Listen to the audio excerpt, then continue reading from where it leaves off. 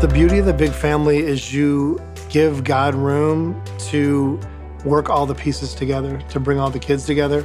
All of the siblings definitely have different personalities, but it's really great because all their personalities blend really well. That your salvation, your sainthood is worked out through just being in the home. You grow so much closer through the good conversations and through eating dinner together every night and through saying the rosary every night.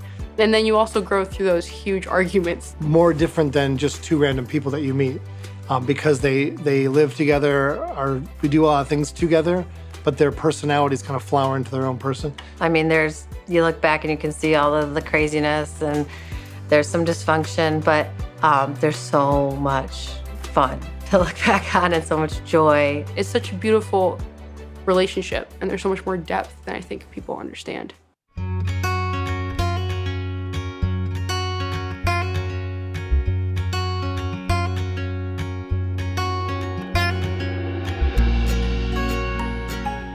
I met Katie when she was younger. She's 8 years younger than me.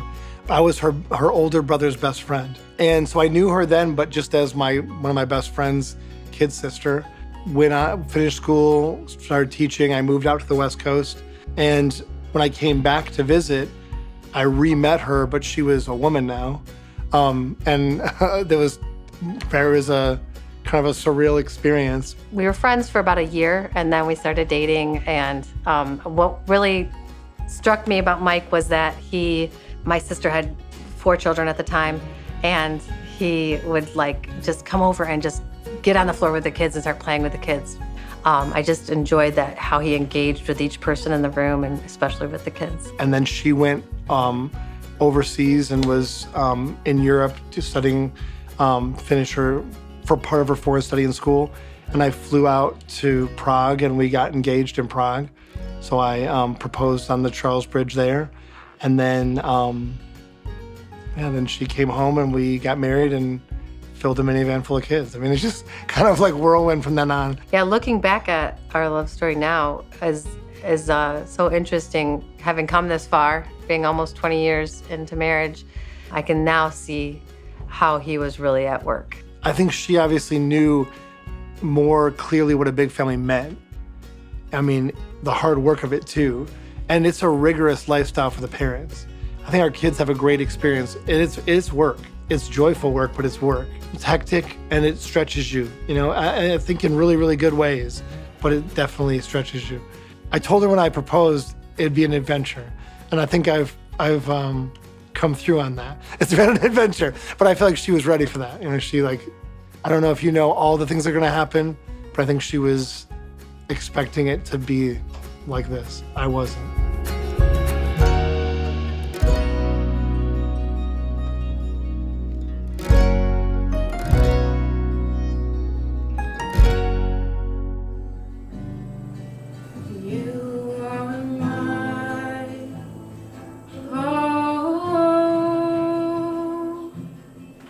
Our oldest child's Haley. She's a writer and a poet, and just a really good student. Was like a reader.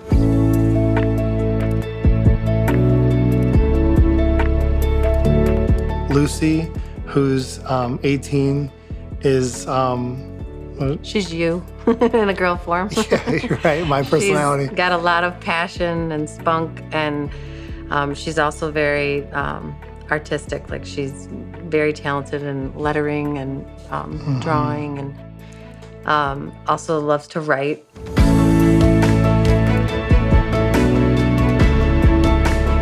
Marie, who is a worker bee, just gets everything done, very nurturing, and also builds a lot of things outside, teepees, fairy houses, tree houses, everything with her hands. Loves the animals, and she currently takes care of our 30 or chickens. So chickens, and loves doing it.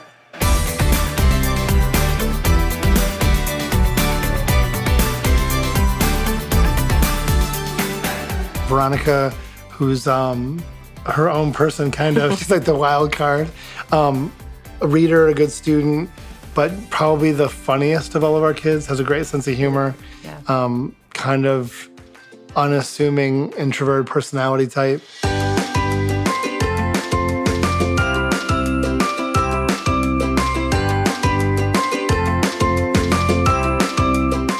Okay, then there's Max. Max is 14.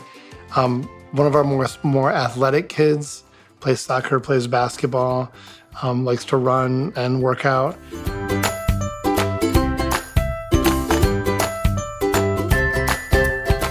Jane, who's 12.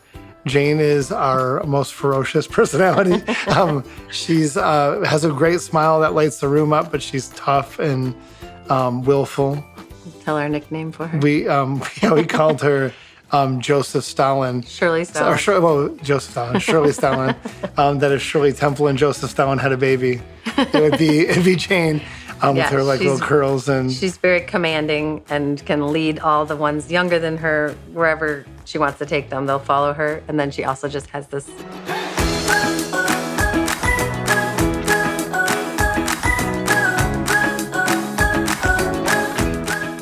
And Solanus, who is 10. Solanus is really dutiful son, just enjoys woodworking and fishing. We spend a lot of time together. He's a very good student, very conscientious young man. Yeah.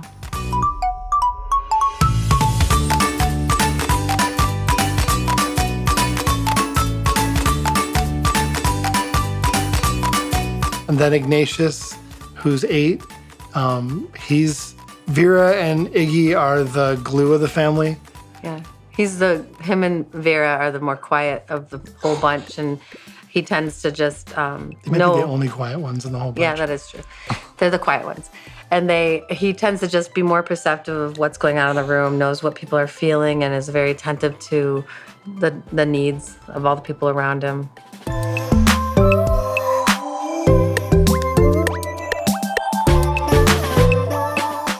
And then there's Peter, who is super genius for a 5-year-old, very bright, inquisitive, asks a lot of hard questions. He's a cute little guy. The younger ones kind of find their niche in a big family of a lot of things happening. So Peter just kind of fits in. So if someone brings their friends over, any of the older kids, it becomes Peter and all their friends doing whatever Peter wanted to do, a board game or watching Winnie the Pooh or reading a book. Or he just kind of sits right in the middle of the teenagers and starts directing traffic. Yeah, he has a great confidence. Yeah, he does.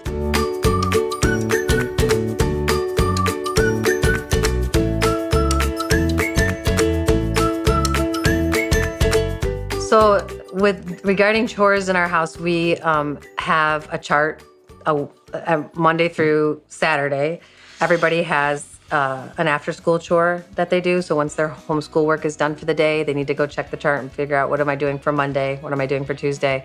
So everyone all the way down to the 5-year-old, not yet the 2-year-old, but has a chore. So the house pretty much gets cleaned throughout the week, just everybody doing one thing. Vacuum the stairs, like clean the downstairs bathroom, like one thing per day at the end of their school day. And so the kids roll dice every week to figure out who does dishes for the week, who's doing the floor for the week, and who's doing the table. And there's a big kid and a little kid on each of those chores. And so every week it changes, but it's all based on the roll of the dice. They've been able to turn just having a pet, having an animal, like we have chickens, bunnies, we had a couple of dogs, into an actual project and a learning experience, and then an opportunity to share that with other people.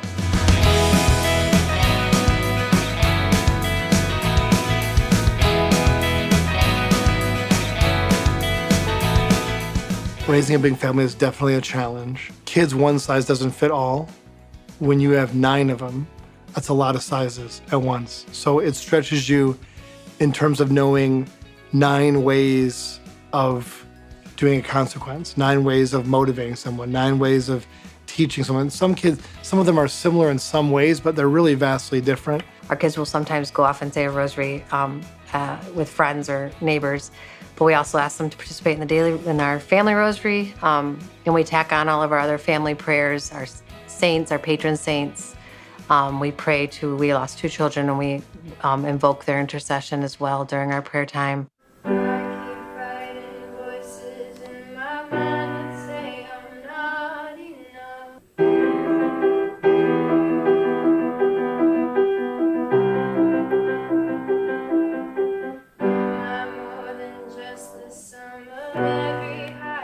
My parents have been really amazing role models, just in the way that they're like very authentic. So they don't put up a front, and I know who they are. Like we don't try to like act like everything's fine and it's all together. It's really honest, and that has really helped me to be more honest. And so I'm like more willing to accept like, okay, this is something I can't do, or maybe I can like strive for something bigger. And they're always doing that. They're always like accepting situations, but also like pushing hard and like trying to do their best to make it the best they can. I try to be good role models to our kids. Obviously, we're sinners. We're not perfect. So what we do is really try to always ask for forgiveness when we make mistakes. That's a huge one. I feel like that has been our saving grace. You know, we've seen that our kids are resilient, not just physically, but spiritually, mentally, emotionally. They've been able to, through that forgiveness, just start again. It's what it's supposed to be, which in some ways is perfect, but it doesn't go perfect for sure. You learn to go with the flow. I think there's less pressure on 9 than there would be on 1. So kids are allowed to make mistakes. We learn and have changed things over time. Our family rules, kind of the way that we do things has evolved and adapted. So not perfect, but always beautiful, always fun. Like I also love like, because there's this like authenticity in the way that they live, like they just are open and they'll just share really beautiful stories or about our faith. Like there's no taboo of like, oh, can we like talk about our faith? Or like, it's this honest like sharing of personal things. And I really love that. My mom is very agreeable and she gets a little stressed about things, but she's very good at being very thorough and being very like loving and sympathetic. And I definitely I feel like I can go to her with anything. I go to a conversation, and even if we don't agree, I know that she loves me through that. And she's very willing to support me and encourage me. Whereas my dad, I have the same personality as my dad. We fight a lot, but he's very stubborn and opinionated, and this is how we're doing it, and we're gonna get it done. And he's very good at organizing and leading. And he was also very good at making sure that like he held us accountable in a lot of things. Like all of my siblings would say that like our good grades, our staying on top of sports, that was my dad. Was like, okay, I love you, and me pushing you to your potential is how I love you. What we've done is incorporated them in charitable things we do. Like we deliver food over the weekends to families that need it. Big events at school where we're helping kids that are struggling, I bring my kids to. And then just being careful about what we say and how we behave around them. But I just also spend a lot of time with my kids. And I would say we kind of just by gender, so more the boys with me, to talk to them about why I do what I do and what I'm trying to, how I'm trying to help somebody or how to evangelize somebody, how those things work. Just loving and just like understanding that even if you don't agree with someone, or even if you're in conflict, or even if everything around you is a mess, if the floors are sticky and there's food everywhere and a baby's crying, like there's still beauty and you can still find hope and you can still keep going. I think those like fundamental things, like I will use those forever. Those things are wonderful.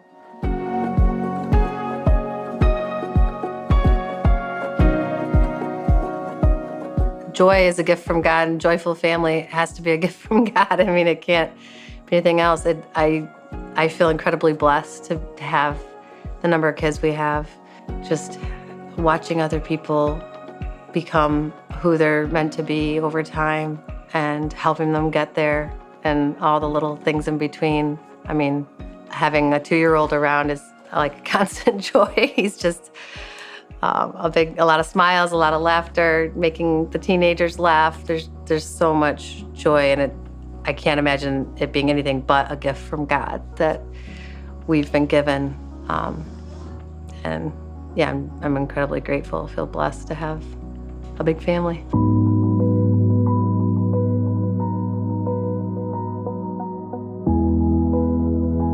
So we lost our first baby at 13 weeks. We were able to bury both of our babies that we miscarried. Caritas and Francis, yeah. Caritas and Francis are the names we gave them. Francis Job was our first one. So it made it a little harder to consider being open to life, because you knew that was a possibility and that was a lot to go through. Sure. I think being able to have an actual service and a burial. There's a place near here that has, little tiny coffins and like a plaque area. There's memorial. The church, like the sacraments of the church, just put things in context. And so I feel like for our kids, they are constantly praying to Francis and Caritas. They always mention them and our family saints, and they see that as a gift and a choice that they have a sibling in heaven who is praying for them to make it there, and that when they do get there, that will be, one of the first people to say to greet them will be those two, so.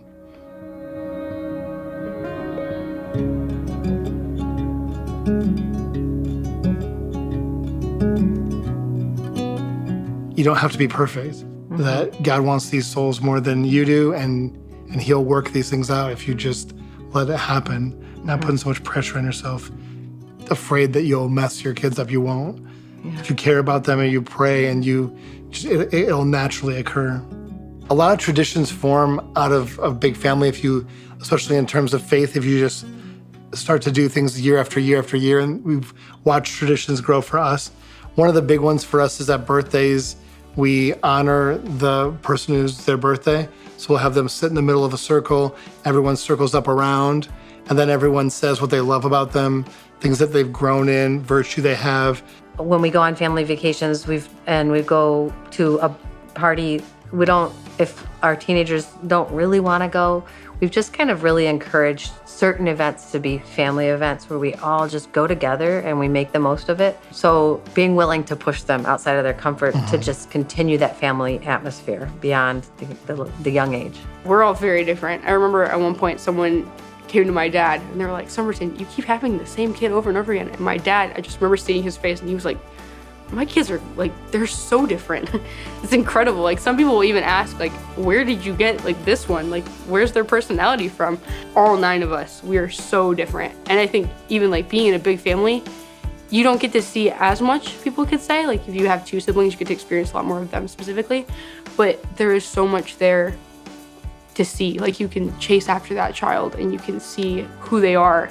And there's so much personality there. And in experiencing all their other siblings, they become different in certain ways. We kind of build off each other in our personalities. But yeah, we are very different and it's so beautiful. I love it. It's probably my favorite part about being in a big family.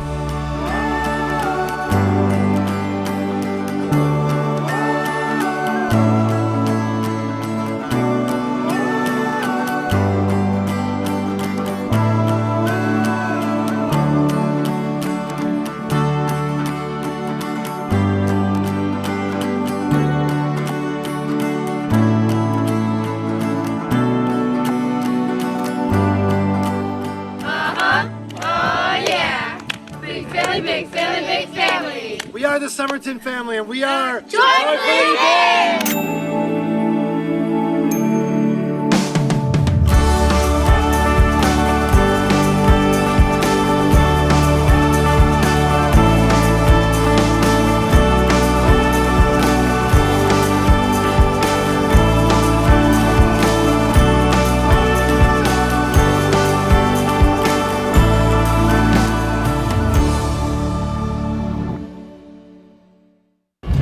You can't always. This is the death. Remarkably empty.